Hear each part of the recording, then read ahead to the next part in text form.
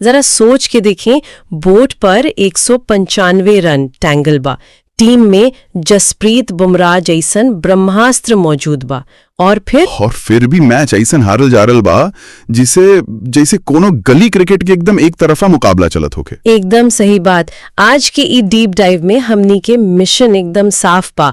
आज यही डिकोड करे के बा कि IPL 2026 के ई हाई स्कोरिंग मैच जवन मुंबई इंडियंस और पंजाब किंग्स के बीच भइल, उ कैसे बीच मैदान में पूरी तरह से एक तरफा हो गए। वानखेड़ी स्टेडियम में जवन माहौल रहे काल, वो तो एकदम रोंगटे खड़ा कर दे वाला शोर रहे। हाँ, जब पंजाब के नए कप्तान श्रेयस अय्यर टॉस जीत के पहला गेंदबाजी चुन ले त ऐसन लागल कि रणनीति के बिसात उहिजे बिछ गए। बाकी ठार जाई, वानखेड़े की मैदान ऐसने हवे, यहाँ के बाउंड्री छोट बा और रात में ओस गिरे के पूरा चांस रहेला। श्रेयस अय्यर की फैसला एकदम वैज्ञानिक रहे। तो माने लक्ष्य के पीछा करे के जवन प्लान रहे वो बढ़िया रहे। बिल्कुल। बाकी एकरा खातिर शुरुआत में मुंबई के खतरनाक बल्लेबाजों लोगन के रोके के सबसे बड़का चुनौती रहे। वानखेड़े में अगर पहले बैटिंग करे वाली टीम के 200 के भीतर रोक लिहल जाओ तो आधा जंग उही जे जीत लिहल जाला। सही कहत बानी। टॉस के बाद जब क्विंटन डी कॉक और रियान रिकिल्टन मैदान पर उतरल लोग, तो वानखेड़े की लाल मिट्टी वाला पिच देख के लगल कि आज तरुणों के सुनामी आई। बाकी सामने पहला ओवर लेके आ गए अर्शदीप सिंह, और फिर अर्शदीप जवन स्विंग के मास्टर क्लास देखवलन, वो एकदम जादुई रहे। रिकिल्टन तल लगातार बीट होत रहे गेलन। ये खाली स्विंग ना रहे, ये तो एकदम बल्लेबाज के दिमाग के संगे खेला जा रहा रहे। हाँ, हेमे तो गहराई में जाके जरूरत बा। ये खाली हवा में स्विंग ना रहे, बलुक अर्शदीप के सीम पोजीशन एकदम परफेक्ट रहे। समुद्री हवा वाला फायदा ना? एकदम। वानखेड़े के पिच पर शुरुआत में सी ब्रीज का फायदा मिलेला। अर्शदीप वही हवा के इस्तेमाल कैले, वो गेंद के फुल लेंथ पर रखले, जेकरा से रिकिल्टन मजबूर हो गए फ्रंट फुट पर आवे खातिर। बाकी गेंद टप्पा खा के बाहर निकल गई। ये तब विशुद्ध रूप से तकनीकी श्रेष्ठता रहे। बकिर दोसरका ओवर में मार्को यानसन के गेंद पर डीकॉक जवन कवर के ऊपर से छक्का मरलेन, वो बता रहल रहे कि पिच पर रन बा। उहो ओवर में कुल 11 रन आ गए। पिच में बाउंस तो रहे। बाकिर तिसरका ओवर में जवन ड्रामा भेल, अरे बाप रे। अर्शदीप फिर से गेंद लेके आयलेन और दूसरी गेंद पर रिकिल्टन बड़का शॉट मारे के चक्कर में शशांक सिंह के हाथे कैच थमा बैठलेन। आई कौनो आम विकेट ना रहे? बिल्कुल ना। ये अर्शदीप के IPL करियर के 100वां विकेट रहे। गजब कर दिहालस। बाकिर असली सन्नाटा तब छा गए जब अगलाई गेंद पर सूर्य कुमार यादव क्रीज पर आयलेन। अब पहली ही गेंद पर बल्ला लगल और सीधे चहल के हाथ में कैच, गोल्डन डक पर आउट। स्टेडियम में ऐसन खामोशी छा गेल जिससे सांस लेवे के आवाज भी सुनाई दे जाओ। एकदम सुन। सूर्य कुमार यादव के आउट होकल खाली एगो विकेट ना रहे, ये पंजाब के बॉलिंग प्लान के एकदम सटीक एग्जीक्यूशन रहे। स्लिप में फील्डर लगावल, गेंद के एकदम ऑफ स्टंप के लाइन पर रखल, ये सब पहले ही से सोचल समझल रणनीति रहे। अर्शदीप तो हैट्रिक पर आ गेल रहलन। लगातार 2 गो विकेट गिरे के बाद तलागल की मुंबई की टीम एकदम दबाव में आ गई भिया। का ऐसन झटका से उभरल आसान रहे? बहुत मुश्किल रहे। रणनीति डगमगा गेल रहे। अब यहां से पारी के संभाले के बड़का जिम्मेदारी आ गेल नमन धीर और अनुभवी बल्लेबाज डीकॉक पर। चौथा ओवर जेवियर बार्लेट लेके आयलेन। वहां नमन धीर एगो शानदार चौका जड़ के बता दिलेन कि उ दबाव में दबे वाला नहीं खेन। ओकरा बाद 5वां ओवर में यानसन के गेंद पर डीकॉक भी बाउंड्री मारलेन। बाकी 5वें ओवर में मैच के सबसे बड़का टर्निंग पॉइंट आयल। युजवेंद्र चहल जवन नमन धीर के एकदम आसान कैच छोड़ देलन, वो पूरा मैच के दिशा बदल देलस। ई हवे असली मोड़। एकदम। क्रिकेट में हमेशा कहल जाएला कि कैच छूटल मतलब मैच छूटल। जब स्कोर 33 रन पर 2 विकेट रहे तो वो कैच पकड़ल गई रही तो मुंबई के कमर ओहिजे टूट जाए रही, हाथ में लड्डू आके गिर गई रहे। बाकी वो कैच ना छूटल, समझिन के पंजाब के हाथ से मोमेंटम छूट गई। T20 क्रिकेट में ये छोट गलती कितना भारी पड़ेला, वो आगे सबके लौके वाला रहे। बिल्कुल। कैच छूटे के बाद छठा ओवर में विजय कुमार विशाख गेंद लेके आइलन और यहां से नमन धीर ऐसन गेयर बदल लेन जवन हैरान करे वाला रहे। कुल 15 रन बटोल लिए हलन वही ओवर में। पहले एगो शानदार पुल शॉट और फिर चौका। ऐसन लागल जैसे ऑनलाइन क्लास में अचानक फुल स्पीड नेटवर्क आगे होके। देखा जाए तो ये खाली आक्रामकता ना रहे, ये एकदम कैलकुलेटेड रिस्क रहे। वो कैसे? जब कोनो बल्लेबाज के जीवन दान मिलेला तो कर माइंडसेट बदल जाला। नमन धीर स्पिनर्स पर दबाव बनावे के फैसला कैलेन। वानखेड़े में स्पिनर्स के खिलाफ अगर क्रीज के गहराई के इस्तेमाल कइल जाए तो बॉलर के लेंथ बदले पर मजबूर कर दिया जाला। 7वां ओवर में जब चहल आइलेन तो नमन धीर सीधे लॉन्ग ऑफ के ऊपर से छक्का ठोक देलेन। का जबरदस्त पल बा। हाँ, डिकॉको पीछे ना रहले, ओहो अई ओवर में चौका मार ले। बीच में अंपायर के एगो वाइड डिसीजन भी भयल, जवन रिव्यू में पलट गयल। बाकी ओही ओवर में कुल 19 रन आ गयल। ई दोनों बल्लेबाज सिंगल डबल लेके लगातार स्ट्राइक रोटेट करत रहन लोग। हाँ, और 9वें ओवर में विजय कुमार विशाख के खिलाफ डिकॉक एगो रिवर्स स्कूप खेले की कोशिश कैलन, जवन मिस हो गए। बाकी फिर भी वही ओवर में चौका लगा के 12 रन बटोर लिहलन। डिकॉक के अनुभव यहाँ बहुत काम आयल। हाँ, डिकॉक के ई पारी एकदम एगो गाड़ी के शॉक एब्जॉर्बर जैसन रहे। मने झटका सहे वाला। एकदम। शुरुआत में जब 2 विकेट गिर गए रहे तो वो झटकों की सह लिहलन। अब पारी के गाड़ी के आराम से आगे बढ़ावत रहलन। वो एक छोर के एकदम मजबूत दीवार जैसन पकड़ के रखलन, जेकरा वजह से नमन धीर के खुल के खेले के आजादी मिल गए। और 10वां ओवर में तो कमाल हो गल। डिकॉक डीप मिड विकेट के ऊपर से शानदार छक्का लगा के अपन अर्धशतक पूरा कर लिहन। बाकी 10वां ओवर के बाद स्कोर 97 रन पर 2 विकेट हो गल रहल। पार्टनरशिप तो एकदम जम गई रहल। 11वां और 12वां ओवर में दोनों बल्लेबाजन के आक्रामक रूप एकदम जारी रहे। जेवियर बार्लेट और चहल दोनों के ओवर में जम के रन आयल। दोनों के बीच 100 रन के पार्टनरशिप पूरा हो गई रहे। बाकी 14वां ओवर में शशांक सिंह के गेंद पर नमन धीर बड़का शॉट खेले के चक्कर में जेवियर बार्लेट के हाथे डीप में कैच दे बैठले। 50 रन बना के आउट हो गए। बाकी नमन धीर अपन काम कर चुकल रहलन। वो मिडिल ओवर्स में रन रेट के गिरे ना दिहले।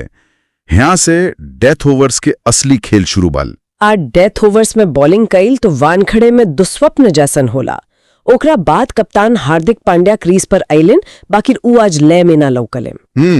18वां ओवर में यानसन के गेंद पर बार्लेट के कैच दे बैठले। बाकी असली आतिशबाजी तो दूसरा छोर से डीकॉक के बल्ला से भयल। 16वां ओवर में शशांक सिंह के गेंद पर डीकॉक लगातार 2 छक्का मारलेन। एकदम गजब के शॉट रहे हो। फिर 17वां ओवर में बार्लेट के गेंद पर चौका मार के डीकॉक अपन ऐतिहासिक शतक माने पूरा 100 रन पूरा कर ले हलन। कमाल हो गई। पूरा स्टेडियम तालियों से गूंज उठल। डीकॉक के ई शतक T20 क्रिकेट के मास्टर क्लास है। एकदम अकेले मोर्चा संभाले ले रहलन। वो खाली ताकत से ना बल्कि फील्ड प्लेसमेंट के साथ चेस खेल रहे लाल। जहां फील्डर ना रहे गेंद के ओहजे दिशा देत रहलेन। बाकी हिया अर्शदीप के तारीफ करेगे पड़ी जे डेथ ओवर्स में ऐसन वापसी गईलेन। एकदम सही कहत बानी। 19वां ओवर में अर्शदीप के खिलाफ डीकॉक एगो रिवर्स स्लैप शॉट मरालेन। बाकी अर्शदीप गजब कर दिहलिस। तुरंत वापसी करत शर्फेन रदरफोर्ड के एकदम सटीक यॉर्कर पर बोल्ड कर दिहलन। रदरफोर्ड के बल्ला नीचे आवे से पहले ही स्टंप उड़ गए रहे। अब 20वां ओवर में विजय कुमार विशाख के गेंद पर तिलक वर्मा डायरेक्ट हिट पर रन आउट हो गए। विशाख आखिरी ओवर में गजब के संयम दिखावलन। फिर भी मुंबई के फाइनल स्कोर पहुंच गई 195-6। अगर अर्शदीप के आंकड़ा पर नजर डालें, 4 ओवर 22 रन 3 विकेट। वानखेड़े जैसन मैदान पर जहां 195 रन बनल होक, वहां कौनो बॉलर अगर खाली 22 रन देके 3 विकेट लेत बा तो ये बहुत बड़का बात बा। एकदम।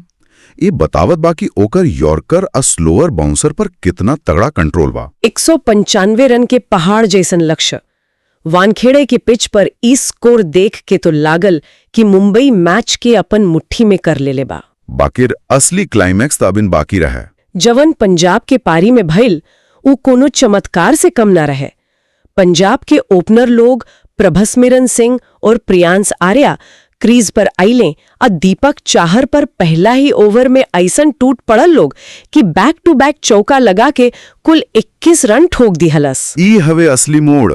हमने के लागल रहे कि पंजाब शुरुआत में संभल के खेली। ऐसन कुटाई भइल जैसे रविवार के कपड़ा धोआ रहल हुइन। हाँ, ई लोग तो पहला गेंद से ही पलटवार शुरू कर दी हलस। एकरे को बहुत बड़का तकनीकी कारण बा। काहे? रात के समय वानखेड़े में ओस गिरे जा, गेंद स्विंग होना बंद हो जाला और गेंद सीधा बल्ले पर आवे लगेला। पंजाब के बल्लेबाज ई बात जानत रहे। त माने दीपक चाहर के स्विंग होखे के कोनो मौका ही न दिहलस। एकदम ना, आगे बढ़ बढ़ के गेंद के लेंथ के बिगाड़ दिहलस। और फिर जवन भइल उता और ही अचंभा में डाले वाला रहे। दूसरा ओवर में जब खुद जसप्रीत बुमराह गेंद लेके अइले तब प्रियांश उनकरो गेंद पर चौका जड़ दियले। अरे बाप रे, बुमराह के गेंद पर चौका। बुमराह जैसन बॉलर के ई हाल का मुंबई के लगे ई आक्रामकता के रोके खातिर कोनो प्लान बी ना रहे। बुमराह जवन दुनिया के सबसे खूंखार बॉलर मानल जाले, उनकर लाइन लेंथ भी आज एकदम बेअसर लागत रहे। ई कोनो अंधाधुंध हिटिंग ना रहे, ई पूरा तरीका से कैलकुलेटेड हमला रहे। बुमराह के खिलाफ खाली डिफेंसिव होके ना खेला जा सकेला, काहे कि वो सेठ ही न होके देवे। बाकिर गजनफर आपन तिसरका ओवर में प्रियांश के 15 रन पर कैच आउट करवा के गेम में तनी ट्विस्ट डाले के कोशिश कैले। हाँ, और ओकरे बाद नया बल्लेबाज कूपर कोहली क्रीज पर हिले। कूपर कोहली ताउते चौथा या पांचवा ओवर में ऐसन लंबा लंबा छक्का मारले कि मुंबई के बॉलर लोग के पसीना छूट गए। बाकिर फिर गजनफर के गेंद पर कूपर 17 रन पर आउट हो गए। पावर प्ले खत्म भील त स्कोर रहे 61 रन 2 विकेट पर। पावर प्ले में भले 2 गो विकेट गिर गई होके, बाकी पंजाब के रन रेट इतना तेज रहे कि मुंबई के बॉलर लोग दबाव से बाहर निकल ही ना पावल। वो रन रेट पहले ही आसमान छू रहल रहे। गजनफर के 2 गो विकेट जरूर मुंबई के राहत दिलस। बाकी T20 में अगर रन रेट 10 के पार रहला तब विकेट गिरे के बावजूद बैटिंग टीम के पास मोमेंटम रहला। आज जब कप्तान श्रेयस अय्यर क्रीज पर आइले तो ऊ ई बात के बखूबी समझत रहे। वो मोमेंटम का तनिक भी धीमा ना पड़े दिले। एकदम श्रेयस अय्यर आइले और आते ही चौका मार के आपन इरादा जता दिले। ऐसे लादेन जालस जैसे कोनो निजी दुश्मनी निकाल रहल होखे। 8वां ओवर में दीपक चाहर के फिर से धुनाई भइल, एगो छक्का और एगो चौका। शार्दुल ठाकुर तने ब्रेक लगावे के कोशिश कैलेन, बाकिर प्रभसिमरन के सामने कौनो ब्रेक काम ना आयल। 11वां ओवर में प्रभसिमरन लगातार 2 गो चौका लगा के अपन अर्धशतक पूरा कर लिहन। संगे संगे श्रेयस अय्यर भी एगो लंबा छक्का जड़ दियलेन। हिया प्रभसिमरन के बैटिंग तकनीक के गहराई के समझे के पड़ी। का खास रहा ओकरा में? वो स्पिनर्स के खिलाफ बहुत शानदार फुटवर्क के इस्तेमाल कैलेन। जब गेंद तनी भी शॉट मिलत रहत तो वो बैकफुट पर जाके पंच करत रहन, और जब गेंद आगे रहत तो क्रीज से बाहर निकल के स्पिन के खिलाफ खेलत रहन। मुंबई के स्पिनर्स के लगे एकर कौनो जवाब ना रहे, और फिर 14वां ओवर में जवन भइल उत्तम मुंबई के हिम्मत तोड़ देवे वाला रहे। सामने हार्दिक पांड्या, प्रभसिमरन ता पांड्या के लाइन लेंथ सब बिगाड़ दिहले। एगो चौका और एगो बड़का छक्का। ओही ओवर में 15 रन आ गए। बाकी 15वां ओवर के जवन क्लाइमैक्स रहे उ तक क्रिकेट के किताब में हमेशा खातिर दर्ज हो गल। वो ओवर ता एकदम गजब रहा। जसप्रीत बुमराह जैसन विश्व स्तरीय बॉलर सामने रहे और Shreyas Iyer back to back चौका मार दियालेन। कमाल हुई गल। अय्यर मात्र 31 गेंद में आपन अर्धशतक पूरा कर लिहलन। अब बुमराह पर ऐसन शॉट लगावल कोनो आम बात नहीं खे। श्रेयस अय्यर हिया बुमराह के रिलीज पॉइंट के बहुत जल्दी पढ़ लेत रहलेन। एकदम पहले ही भांप लेत रहलेन। हाँ, बुमराह के यॉर्कर आवे से पहले ही अय्यर क्रीज में एकदम डीप चल जात रहलेन, जेकरा से यॉर्कर गेंद भी हाफ वॉली में बदल जात रहे। ये एकदम मास्टरमाइंड बैटिंग रहे। डिकॉक के 100 रन के जवन मेहनत रहे वो पंजाब की आक्रामक रणनीति के सामने एकदम छोट पड़ गयल। हालत ही हो गयल कि आखिरी 30 गेंद में खाली 24 रन के दरकार रहे। 195 के बड़का लक्ष्य और मैच एकदम औपचारिकता बन के रह गयल। पंजाबी मैच एकदम शान से बहुत आसानी से जीत ली हलस। प्रभसिमरन 39 गेंद में 80 रन ठोकेले और श्रेयस अय्यर 35 गेंद में 66 रन। ई जीत त ऐसन रहे जैसे कोनो भारी भरकम समस्या के कोनो एकदम आसान फॉर्मूला से सुलझा दियल गए होखे। एकदम जैसे कवनो ऑनलाइन ऑर्डर समय पर आ गए होखे बिना टेंशन के। पॉइंट्स टेबल के समीकरण पर अगर हमनी के नजर डाली तो ई मैच के बाद पूरा खेल बदल गयल बा। हाँ। पंजाब किंग्स अब एकदम टॉप पर पहुंच गयल बा, 4 जीत 1 ड्रॉ कुल 9 पॉइंट्स के संगे। और दूसरा तरफ मुंबई इंडियंस अब नीचे से संघर्ष कर रहा बा। कलकत्ता नाइट राइडर्स के हालत तो औरू खराब बा। वो लोग पॉइंट्स टेबल में एकदम रिमोट ढूंढने वाला हालत में बाड़े, माने सबसे नीचे बैठल बाड़े।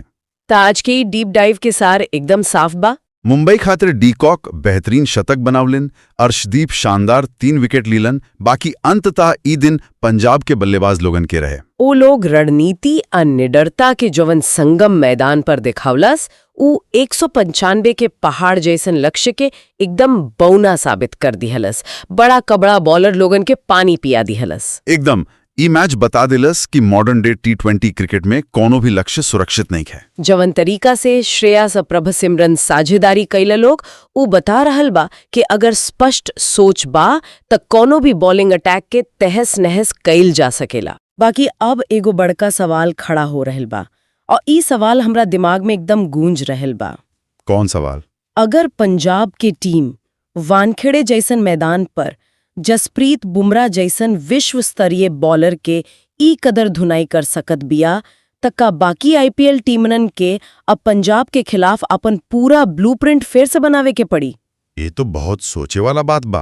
हाँ, का ई मैच ई बात के साफ इशारा बा कि IPL 2026 के चमचमात ट्रॉफी पर पंजाब अभी से अपन नाम लिखे के शुरू कर देले बा। समय बताइए, बाकी शुरुआत त इसी ने लौकत बा। ई सोचे वाला सवाल बा।